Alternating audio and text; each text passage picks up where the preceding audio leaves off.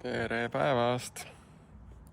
Täna on siis meie viimane päev footidel, viimane täispäev. Homme hommikul hakkame siit tagasi liikuma. Aga täna hommik oli meil eriline. Täna hommikul oli Steni üleslaulmine. Stenil on täna sünnipäev. Ja täna siis sünnipäeva tähistamiseks lähme siia samasse fjordi süstaga sõitma. Lähme teeme väikse süstamatka, vaatame, kuidas õnnestub. Eile istusime päris kaua üleval, nagu story'st näha oli, siis käisime siin Lofootide tipus nii kaugel kui sai, lihtsate vahenditega. Tegime polaarpäevast palju pilte, lennutasin siin veel öösel drooni ja magama saime vist äkki kella 2 ajal või isegi 3 ajal. Aga ilm, nagu näha, siis meil on ikka väga vedanud. Ilm on jätkuvalt ilus. Ilmateade ütleb, et homme äkki muutub, läheb jahedamaks ja vihmasemaks, mis oleks muidugi positiivne, sest autoga sõita on jaheda ilmaga parem. Nii et nüüd hoiame siis pöidlaid, et homsest läheks jahedaks.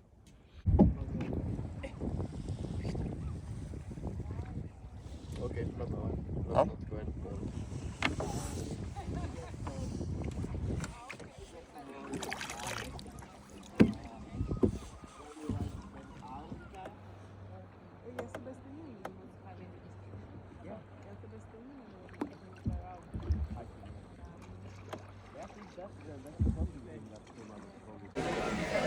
Tulime lapse sünnipäeva tähistama siia Reines asuvasse Anita mereandide restorani, kus siis tehakse ja müüakse ainult kalapõhiseid toite ja kohalik tooraine.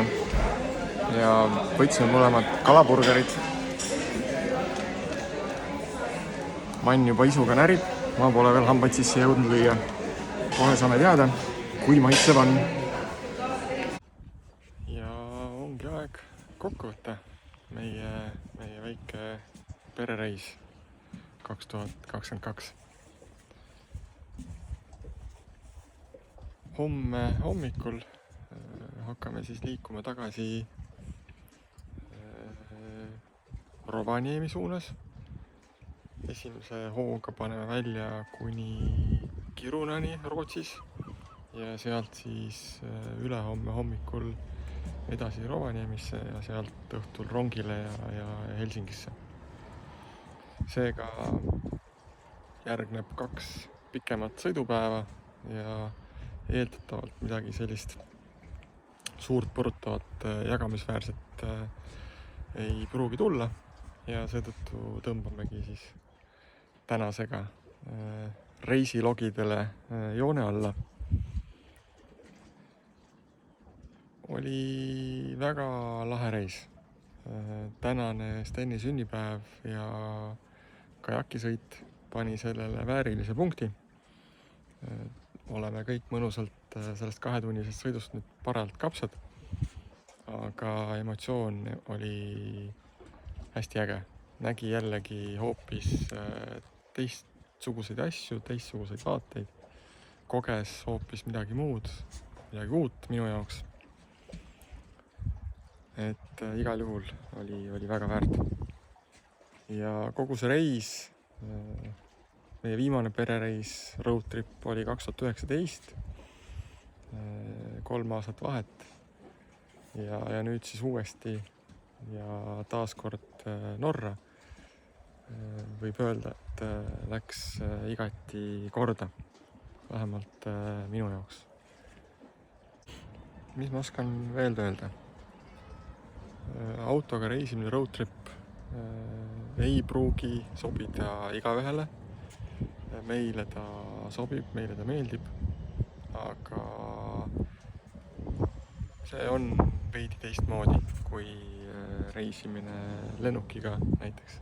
ja kuskil koha peal chillimine. aga kui vähegi julgust proovida ja tahtmist proovida, siis igal juhul tasub. Ja autoaknast ja vahepeal peatusi tehes ja ringi matkates saab kindlasti uue vaate sellele riigile või sellele piirkonnale, mida külastada. Tänud, et vaatasite, tänud, et viitsisite vaadata. Päris palju olen tagasisidet saanud, positiivset. Aitäh teile ja kindlasti julgustab ka edaspidi selliseid seiklusi ja reise ja tegemisi kajastama. Kohtumiseni! Siia video lõppu ma veel võib-olla panen mõned droonikaadrid, lihtsalt selliseks isuäratajaks, et kui ükskord kodus, siis ma plaanin need kindlasti mingi galeriina kuhugi üles ka laadida. Nii et keera ka telefon horisontaali ja naudi.